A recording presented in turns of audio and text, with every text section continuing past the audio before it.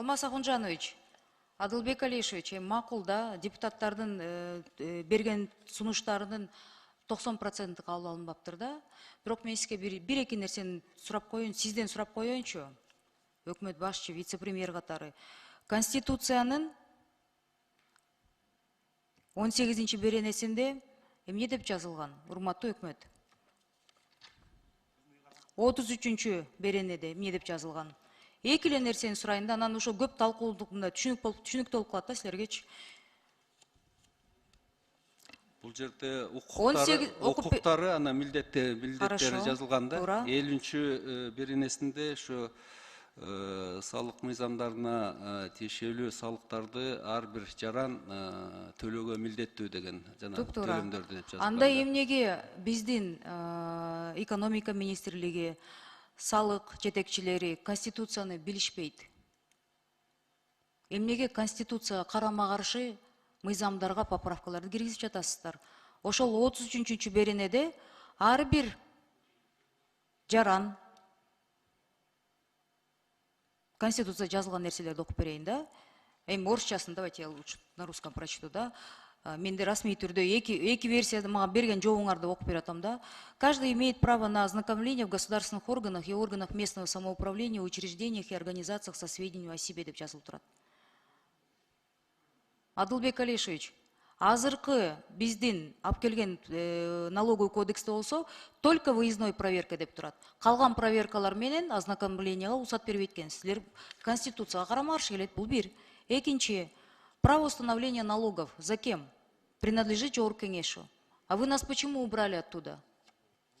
Черным по белому окуп берейин. Силердин берген статьяңарда да.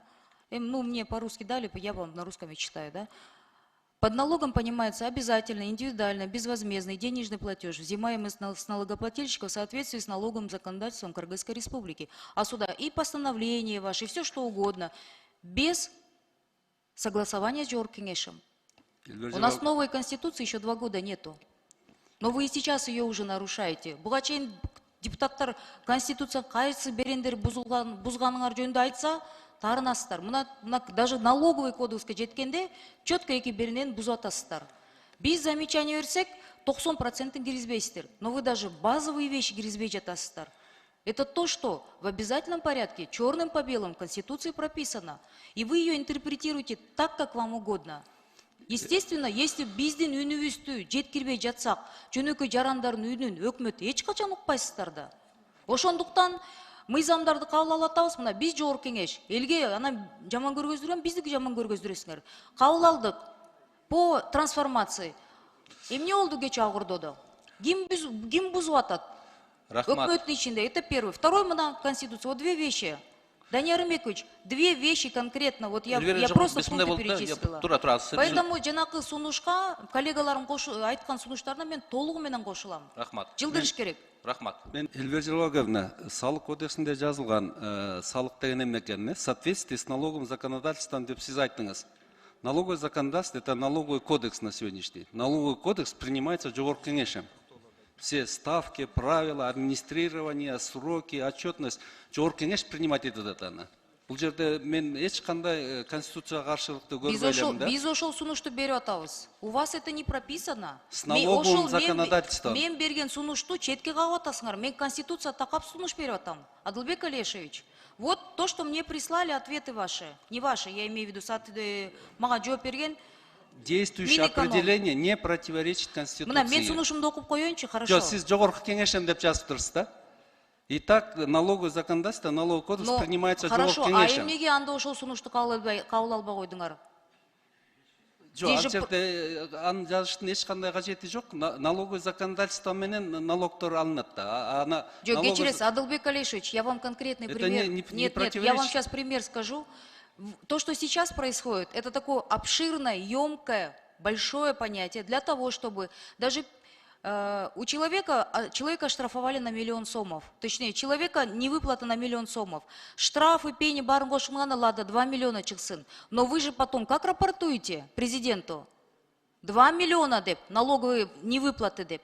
Это для того, чтобы вводить заблуждение, это для того, чтобы интерпретировать как вам угодно. Не вам конкретно, я имею в виду соответствующим службам. Это манипулятивные понятия. Поэтому мен ушусуну что бердим. Вот так определите, чтобы не было расхождений влево-вправо. Я понимаю, что налоговые органы, Министерство экономики, вы исходите из понятий того, что бизнесмены все спекулянты и аферисты. Это такой эски понятияларын чыгалбай жатабыз. Мына мен Искендер мырзамен да талкуладык, вроде бы бир түшүнүп атабыз. Бирок деген жалпысынан жоопко келгенде эле такалып, жок, ишкерлердин 100% баары жаман. А жакшы налоговый инспекторлар эмне кармап атасыңар анда? Ошону деген выемкасы жок. Канчасын штраф кылдыңар? Канчасын жумуштан кетти? Недобросовестный сотрудники налоговой инспекции десем, по статейно айта албайт да, кого наказали. У вас во всем виноваты бизнесмены. А кто за этим должен был сидеть? Кто должен был выявлять? Мы в прошлом году узаконили, дали право на этот, как силовым органам. Пожалуйста, распоряжайтесь, делайте разведку там внутри. Но налоговые органы этим даже не занимаются. Но популистически журналисттерден, блогерлерден да ашып кетти, да? Рахмат. Рахмат. Жана автоматизацияга өтсөк, жана биз айтып аткан СФ, ИТТН, ЭТТН, ККМ бардыгына өтсөк, документальный текшерүүнүн деле кажети кийин ат пойдет в будущем.